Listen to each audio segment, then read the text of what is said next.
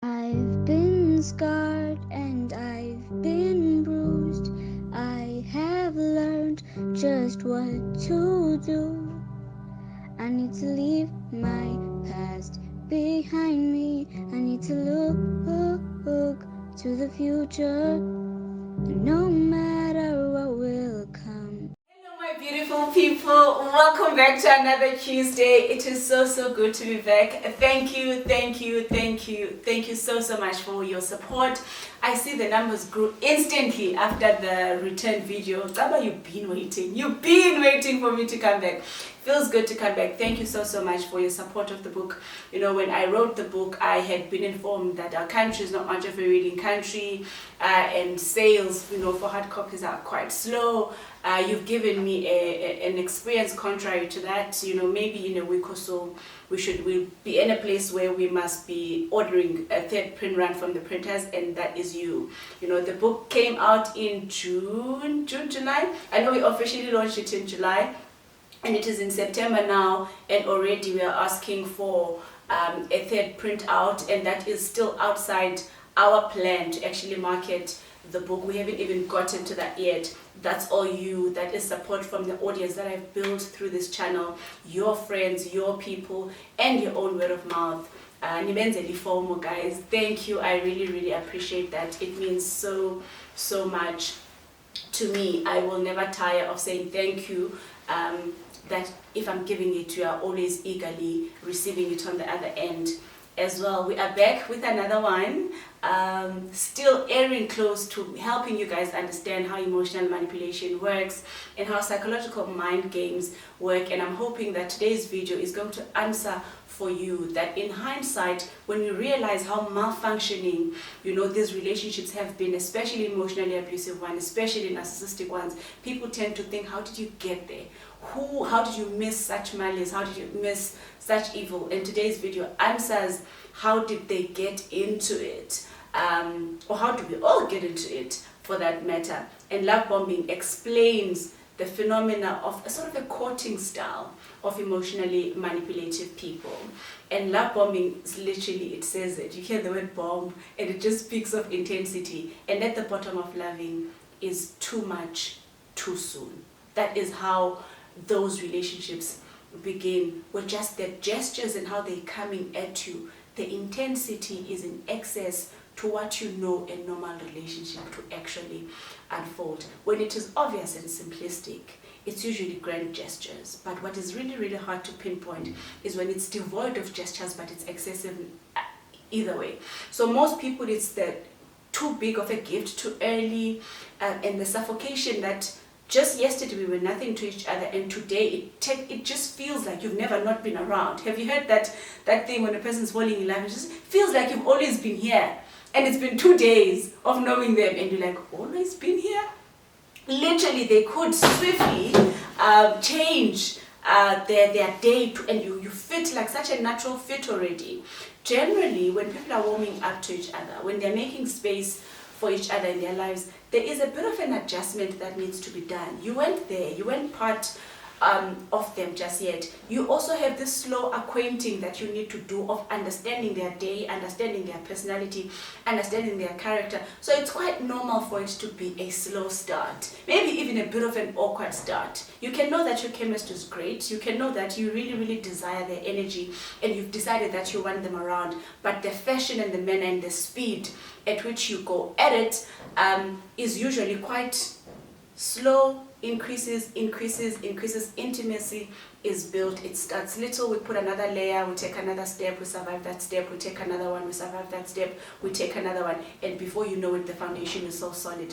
Not with Love Bombing. The stuff that usually comes later in other relationships is introduced too soon. Common Love Bombing red flags sound like things like, he's a custom fit for me. People generally are very different, very different. And differentiated people want to hang on to that difference, even if you get along.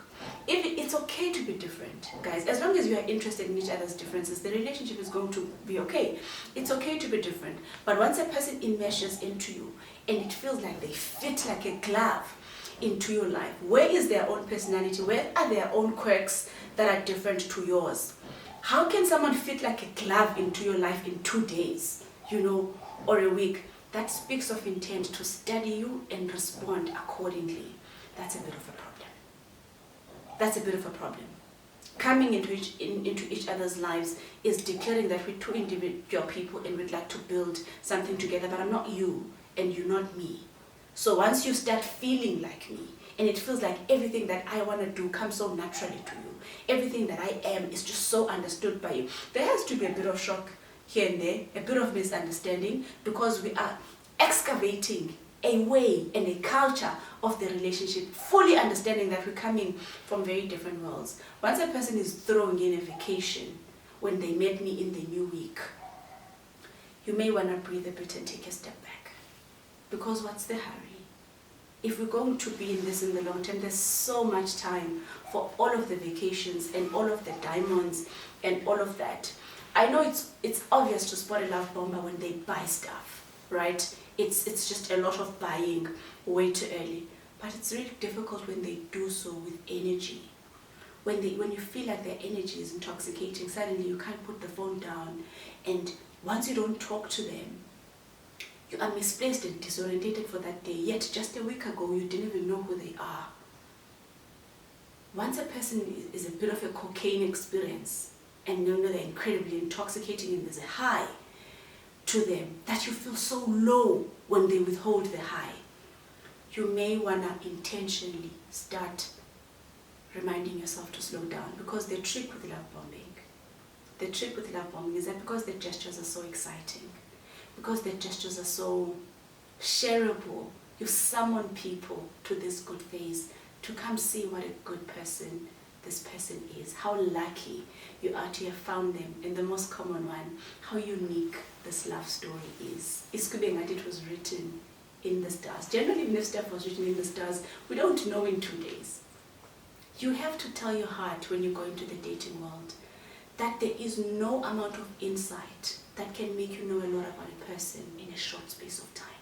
No matter how good you are at reading people, you have to give people time. You have to give things time. You have to give chemistry time to mature and develop.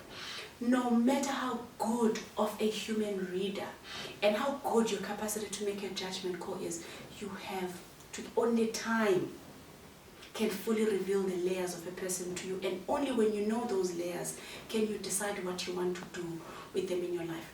A foreclosing is almost a response to love bombing. When you decide too quickly, when you're like, it feels good today and therefore I've decided I'm going to commit to it for the rest of my life. This is why then the premature commitment makes it incredibly difficult for us to back away when you realize that I've just learned new things about you and I'm not sure I want to continue with this anymore. When the commitment was premature, it's difficult to back away because now you feel like you must honor the commitment. But if you had told yourself that instinct says yes and I'm going to allow for time to verify my decision, it's easy to welcome each new thing and adjust to it. Welcome each new thing and adjust to it. But most importantly, because love bombing is often followed by devaluing, once they've gotten you hooked to the cocaine experience, there generally isn't a reason to keep acting anymore. And when the devaluing finally begins, they've left you without witnesses because you are the one that told everyone in the love bombing phase just how phenomenal they were. It's almost like you removed your right to say, I'm noticing a little bit of a discomfort. What do you think, to a friend? Because they did something so big, so massive, so exciting that made you want to tell everyone, look how lucky I am. Protect yourself from moments whose intensity is overwhelming. And I know a person is probably sitting in the couch thinking, but adoration feels the same. Affection feels the same. When people like you, they do nice things for you and they want you to know. And when you're excited about a good experience, you share. And I'm glad you think that, because that's going to help you cultivate empathy for why people stayed. Because love bombing and adoration look like black and blackish. They aren't too explicit to tell apart. And most people usually know it was love bombing by how unsustainable it was, meaning it cannot be kept for a long time. So when the devaluing begins, when this person that was into you so much, who fit like a glove into your life, who made you feel like you're the only person in the universe, suddenly gives you such a contrary experience way too soon, only then are you actually able to tell that you were love bombed. So I hope this explains to you why a person fell for them, because the courtship looked like any other courtship between you and someone that you love. So to the person that caught on too late, that the good vibes were an illusion, they tricked you, they got you hooked just so they could close your escape hatches, and you rely only on them for a good supply of good emotions, then they ditch you. When you start to notice, don't take too long to just simply label it that they love bombed you and you fell for it, and you're not naive. It looks exactly like what it would look like if a person who was madly in love with you. The only thing that can tell it apart is how quickly they quit out of it, because the intensity is so high. Generally, that kind of affection cannot be sustained. And yes, only time can tell. So before you ask them why they stayed for so long, they were giving it time. You generally give it time to tell if it is black or if it is almost black. It's not black and white. So that is what love bombing is. Excess, intensity, grand gestures. Invest in the real things, the things that are virtues that can be sustained in the long run. Gestures, intense energy, dream come true written in the stars. How about we let time tell? That's usually the wiser option. And remind yourself, no matter how wise you are, there's just no way you can know a person so well in a short space of time. But when they do things that are blinding and glaring, you can feel like you know them so well, because they talk to you all the time, they take you everywhere, they tell you everything. Trust is acquired. Why are they telling you everything in the second date? It's time. Give things time.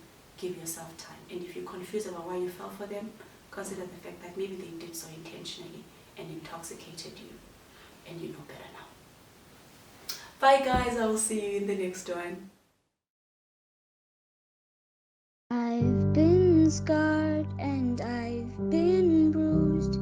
I have learned just what to do.